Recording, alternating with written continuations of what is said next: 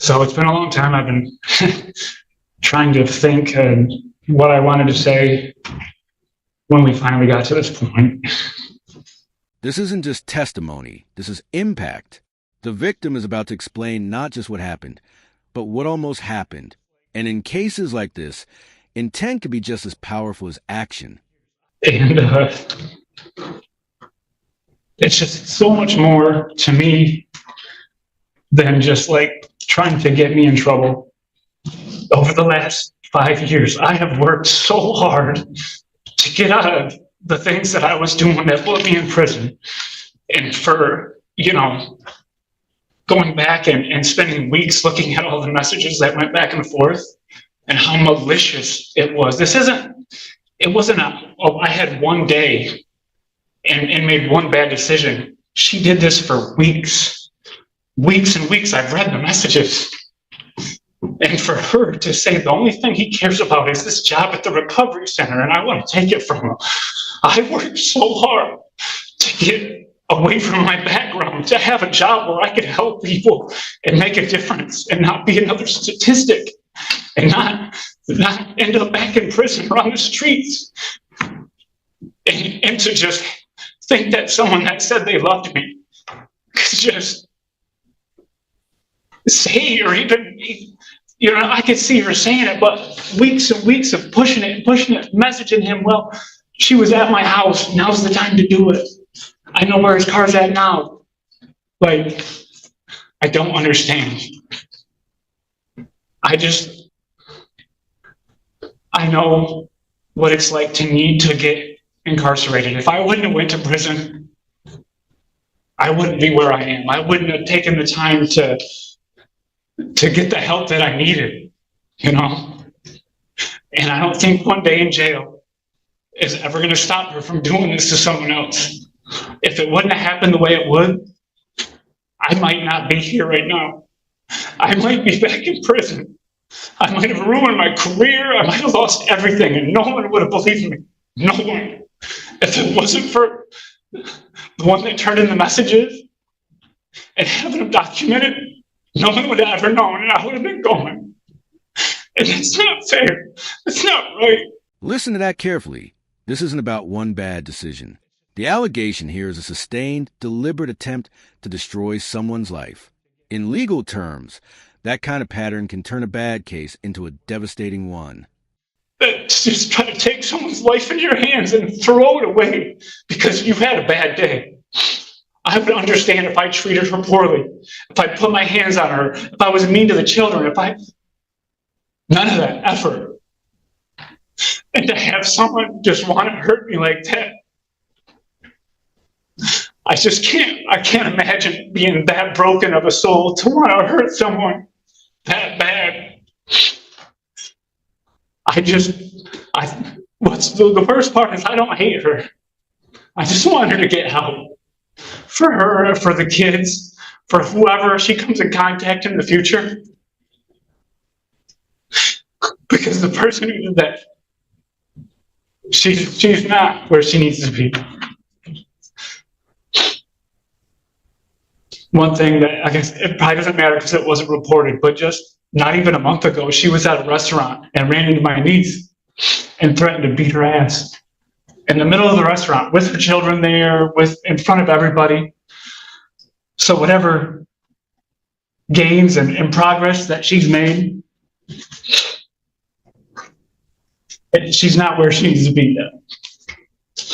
And I hope that you guys can help her do that. So a couple questions for you, sir. How did you meet Ms. Plumhoff? We met through my little sister. They were acquaintances. Okay. I only have a little bit of the police report. How do you know how Ms. Plumhoff came in contact with the person that was incarcerated that you wanted to set you up? You know, she knew that individual? The way it was explained to me is when me and her got together, she was in a relationship with that person. And when me and her made it official or whatever, she broke it off with him because he's in prison. What is he going to do? You know, all she has to do is not answer the phone. So that was her boyfriend, I guess, up until I had got with her. Okay.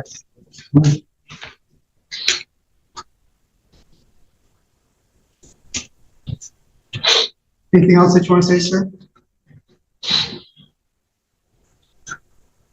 I just want to thank the court for whatever it is they're going to do. And hopefully I'll have a peace of mind for a little while, because obviously I'm a mess. Like, I literally moved 3 hours away to not have to worry about running into her at a store or anywhere, you know what I mean? Because of, I don't know. I worked in Nuevo for a little while in one of the recovery centers that was up here, and going through a drive-through, I had a girl let me know that she was still trying to mess with me, and that this was my number and this is where I lived. And so I just don't want to have to worry anymore. I'm a grown man. I shouldn't be crying over what this woman could do to me. Thank you, sir.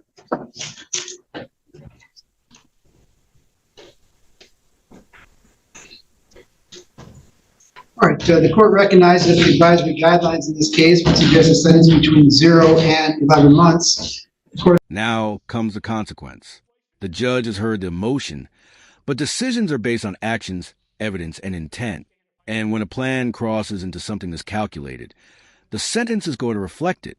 I can exercise my discretion and is consistent with the advisory guidelines, consistent with the plea agreement in this case. Would be the sentence of the court that this defendant served 120 days in the Nuevo County Jail. I'll give her credit for the 1 day that she served so far. I'm going to place her on probation for 2 years. There is a $30 per month probation oversight fee for regular probation, $60 a month for electronic monitoring or tether. There is a $68 state cost assessment, $130 crime victims' rights fund fee, and a $60 DNA fee. Those financial assessments can be paid within 90 days of her release from jail. Ms. Plumhoff, on the one hand, I applaud you for the efforts that you've made. And maybe those efforts will continue after you're out of jail and through probation, and they'll help you change the person that you are. On the other hand, I can't think of anything more vile than what you try to do to that man. Number one, you know, he knew his history with addictions, and to try and use that against him.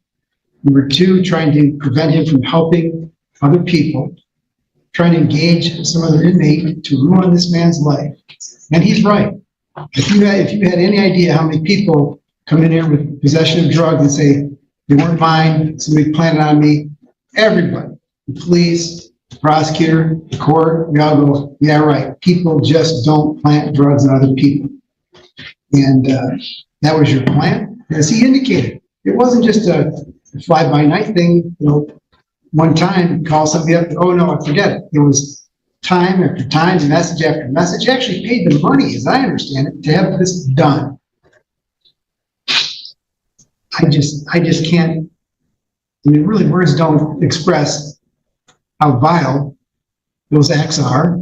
I mean, you try to separate the acts from the person, but you're the one that did those. And luckily, this person that you were corresponding with in the jail had integrity and did the right thing and turned you in.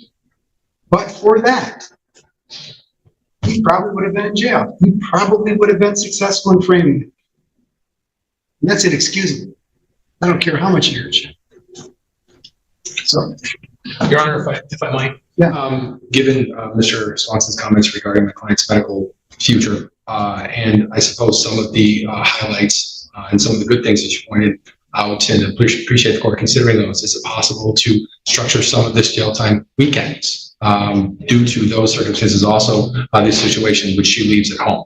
I say that to the court readily preparing my client for the idea of incarceration. I don't think for a second that it wasn't something that crossed our mind or her mind, Mr. Swanson's mind. I just ask if there's a way to structure that so that it isn't a complete, you know, the water isn't completely cut off there. I think we could probably I suppose, address both sides of what the court just said. Is there a way that the court could consider doing that so that these medical issues can be addressed, and obviously she would still pay the debt that you believe she owes to this society and this community? Well, I don't want her to suffer medically. I haven't seen any paperwork that you've wanted. I'm not going to just do a flyby look at it now. So she's going to jail. Take a look at whatever paperwork you want to submit. Talk with jail administration. See if there's a way to get her the testing or whatever it is that she needs. Figure out how urgent those sort of 120 days in jail and a life permanently changed. This case shows how far consequences can go when actions cross the line into calculated harm. What do you think? Was this justice served or too harsh?